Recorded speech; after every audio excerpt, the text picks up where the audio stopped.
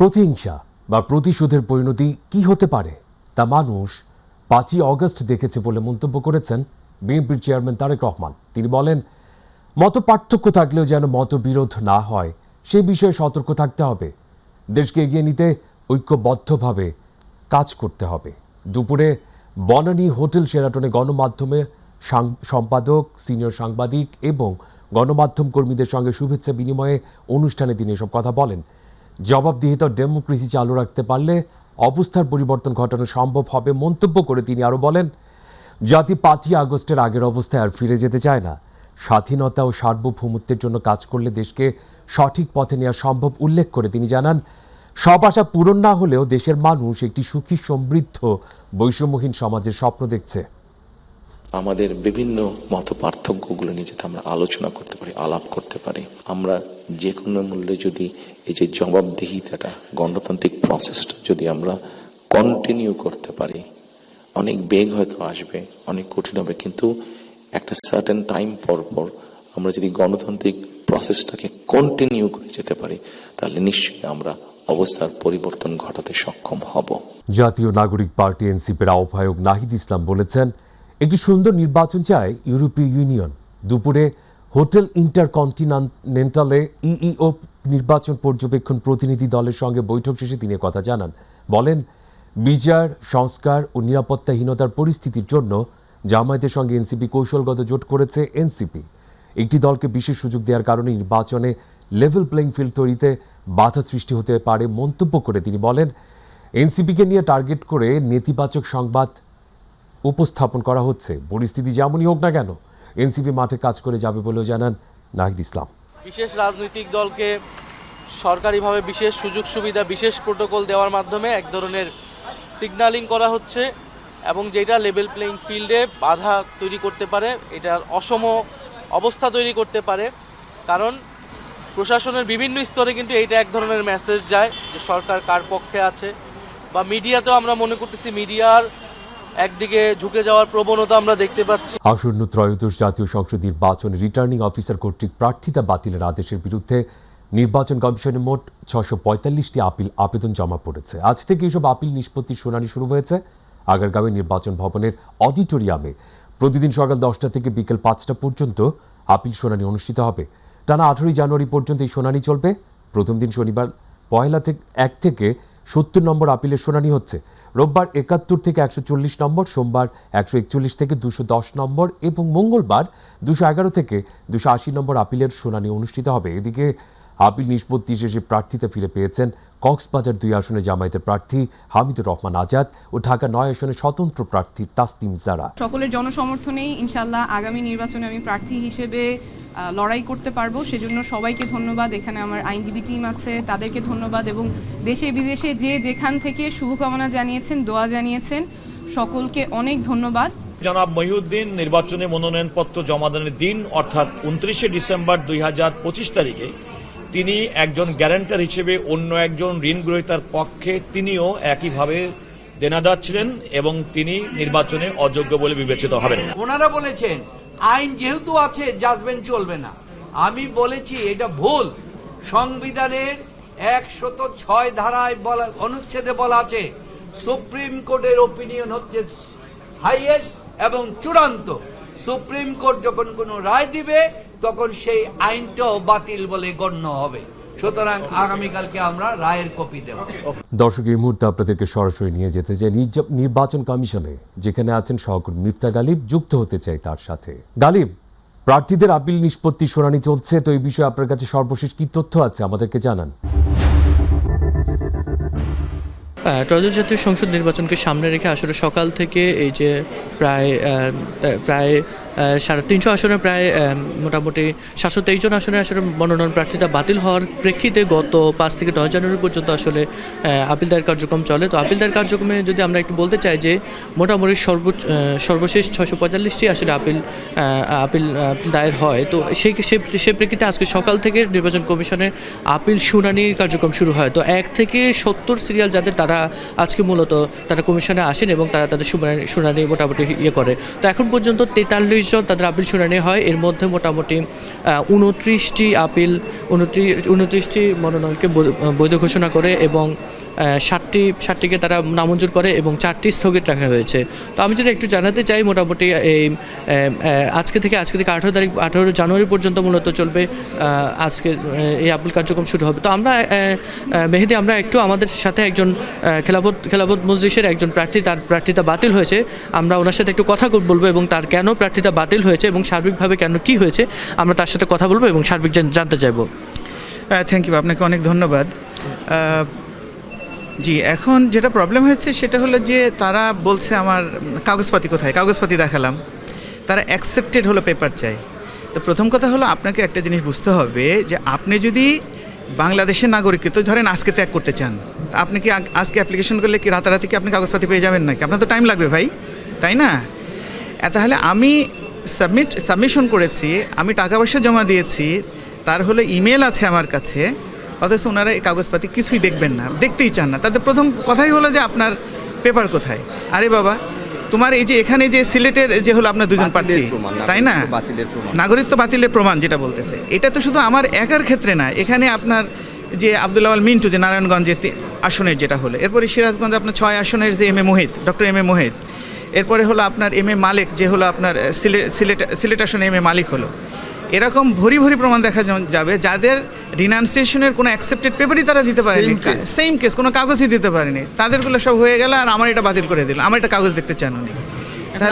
আপনি কিভাবে নিচ্ছেন? এটা আসলে কি কোনো ইনসাফ বা আপনি হাউ ইজ ইট ইনসাফ? This is discrimination, this is clear discrimination. ওনারা এখানে বসে আছেন, বসে থেকে ওনারা বলতেছেন যে আমরা দেখব। আপনারা কি দেখবেন? আপনারা এখন পর্যন্ত কোনো সিদ্ধান্ত নিতে পারেননি। আমি যখন এসেছি তখন আমার এটা সরাসরি এটা বাতিল করে দিল। এটা কি ইনসাফ হলো? আপনি এটা বলেন। আমি জাতির কাছে প্রশ্ন রাখতে চাই, এটা কি ইনসাফ? এই ইনসাফের জন্যই কি মানে দেশের তরুণ সমাজরা রক্ত দিয়েছে নাকি? হ্যাঁ, আমরা তো বিদেশ থেকে, আমি তো 19 বছর ধরে দেশের বাইরে থাকি, 19 বছর থেকে আমি কোটি টাকা ইনকাম করে কি করেছি? আমি নিজে সংসার চালিয়েছি, নিজে চলেছি, আর এই দেশে ইনভেস্ট করেছি। এই দেশকে গড়ার ক্ষেত্রে আমার প্রচুর অবদান আছে। আমি তো এখন এই দেশকে দিতে চাই, আমার বয়স এখন 52 বছর, ঠিক আছে? আমি just I want to invest my merit, my time, everything. Thank you. আসলে আপনাকে আমি যদি একটু জানাতে চাই মেহেদী, যে আসলে নাটোর 2 আসনের মূলত খেলাফত মজলিসের একজন প্রার্থী, তার আসলে প্রার্থিতা বাতিলের প্রেক্ষিতে তিনি আসলে জানাচ্ছেন তার দ্বৈত নাগরিকত্বের এগেনিস্টে, তাহলে তিনি বলছেন যে তার আসলে প্রার্থিতা বাতিল হয়েছে। এই পর্যন্ত মোট 7 জন প্রার্থীর আসলে প্রার্থিতা বাতিল হয়েছে এখন পর্যন্ত। তো আমরা যদি আরেকটু জানাতে চাই, মোটামুটি সকাল থেকে আসলে এখানে 1 থেকে 70 ক্রমিকে যারা যেসব প্রার্থীরা যখন আসেন তারা একে একে তারা ক্রমান্বয়ে তারা এসে এবং তাদের প্রার্থিতা প্রায় 29 জন প্রার্থীরা ফিরে আসছে। এবং আরেকটা বিষয় আমি যদি আপনাকে জানাতে চাই যে ঢাকা 9 আসনের স্বতন্ত্র প্রার্থী তাসনিম যারা, উনি আসলে প্রার্থিতা ফিরে পেয়েছেন। এছাড়া কক্সবাজার 2 আসনের জামাতের প্রার্থী হামিদুর রহমান আজাদ, তিনিও প্রার্থিতা ফিরে পেয়েছেন। এছাড়া আমরা একটু আগে এই যে এখন কথা বলছি যে পঞ্চগড় 2 আসনের রাশেদ প্রধান তিনি মোটামুটি তার প্রার্থিতা ফিরে পেয়েছেন। তো মেহেদী, এখন পর্যন্ত এই কার্যক্রম চলমান। তো আমরা মোটামুটি বিকেল নাগাদ মোটামুটি 70 জন প্রার্থী তারা যখন হবে, তা আমরা পূর্ণ তথ্য আসলে আপনার মাধ্যমে আমরা আমাদের দর্শকদেরকে জানাতে পারবো। মেহেদী। গালিব, আপনাকে ধন্যবাদ। মনোনয়নপত্র গ্রহণ ও বাতিলের সর্বশেষ তথ্য জানাচ্ছিলেন যিনি। এদিকে রাজধানীর পশ্চিম তেজতুরি বাজার এলাকায় ঢাকা মহানগর উত্তর স্বেচ্ছাসেবক দলের সাবেক সদস্য সচিব আজিজুর রহমান মুসাব্বির হত্যার ঘটনায় প্রধান শুটার সহ 3 জনকে গ্রেপ্তার করেছে ডিবি। রাতে মানিকগঞ্জ এবং গাজীপুরে অভিযান চালিয়ে তাদেরকে গ্রেপ্তার করা হয়।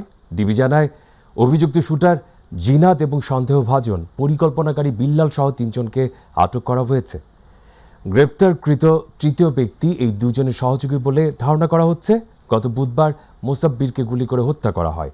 বৃহস্পতিবার তেজগাঁও থানায় পরিবারের পক্ষ থেকে অজ্ঞাত 5 জনের বিরুদ্ধে মামলা করা হয়।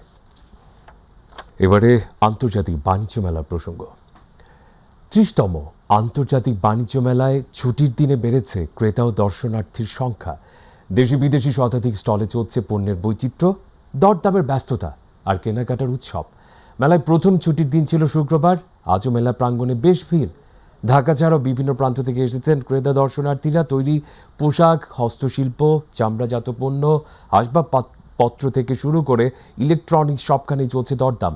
চলতি আসরে মেলার মান ও বিক্রেতাদের ব্যবহার নিয়ে সন্তুষ্ট বেশিরভাগ ক্রেতা। তবে পণ্যের দাম নিয়ে রয়েছে মিশ্র প্রতিক্রিয়া। বড়দের পাশাপাশি পছন্দের তালিকায় খেলনার স্টলগুলো।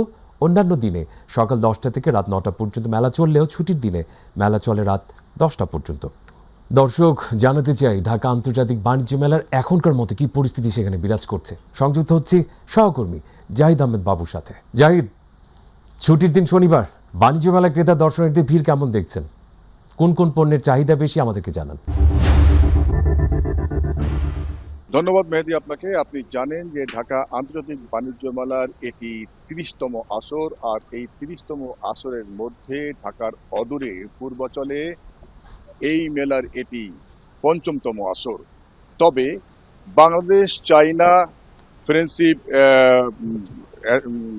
ফ্রেন্ডশিপের যে আয়োজন, সেই আয়োজনে আজকে এইখানে যে পরিস্থিতি দেখা গেছে সেটা হচ্ছে এই গত শনিবার পর্দা ওঠা মেলার 8মতম দিন কিন্তু আজ, আর তাই শনিবার ছুটির দিন থাকায় মেলায় সকাল থেকে দর্শনার্থীদের উপস্থিতি খুব একটা চোখে না পড়লেও বেলা বাড়ার সাথে সাথে আপনার মাধ্যমে যদি দর্শকদের দেখাই তাহলে এই মুহূর্তে দেখবেন দর্শকদের কিন্তু উপচে পড়া ভিড়।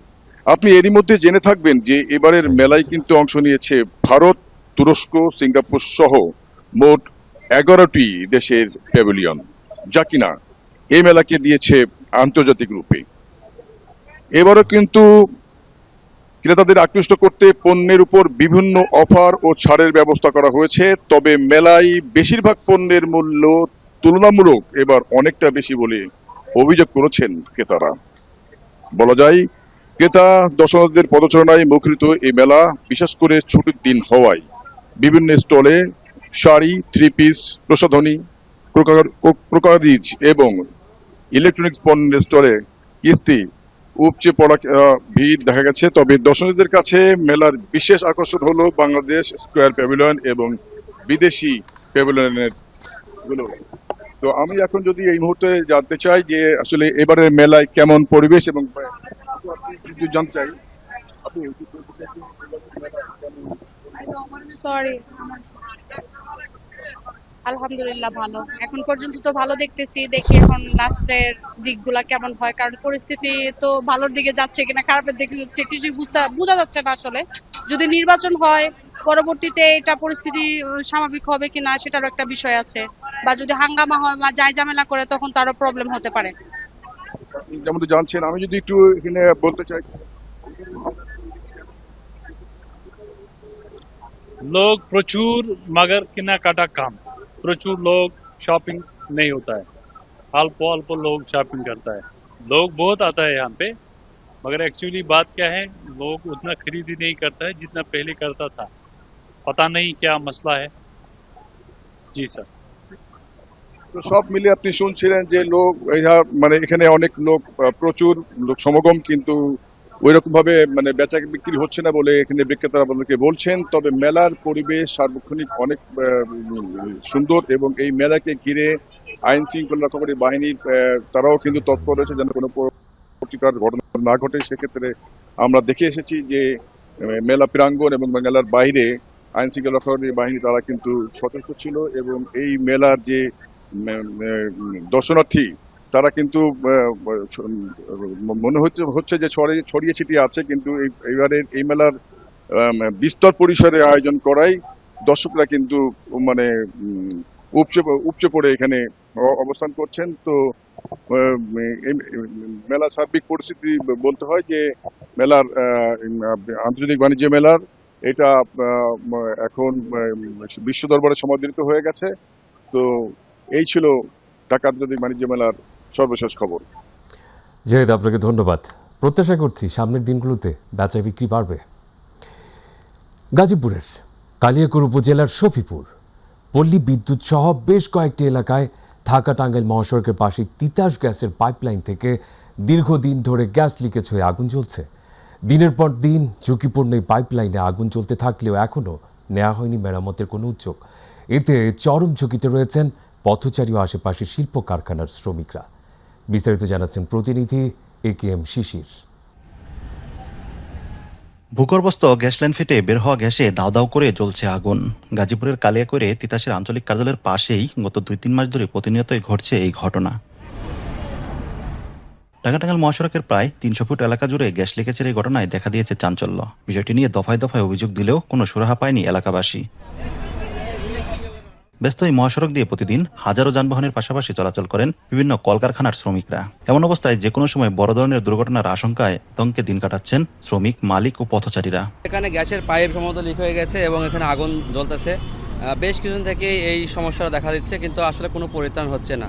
একটা ফ্যাক্টরি আছে, পাশে আর একটা ফ্যাক্টরি আছে, যে কোনো সময় যে বড় ধরনের দুর্ঘটনা ঘটতে পারে। রাস্তায় যতদিন পর্যন্ত দুর্ঘটনা না হবে ততদিন পর্যন্ত কেউ বন্ধ করবে। দুর্ঘটনা ঘটে দেবার কারণ হবো, দেবার কেউ নাই। তিতাস কোম্পানিকে জানানো হয়, কিন্তু তিতাস কোম্পানি আপনার এটার কোনো পদক্ষেপ নেয় না। ফ্যাক্টরি কাছে ফ্যাক্টরি যদি ধরা যায় তো কারেন্টের তারে ফ্যাক্টরির ভিতরে যায় যাতায়াত করি, দেখা যায় যে কোনো মুহূর্তে আমাদের দুর্ঘটনা ঘটতে পারে।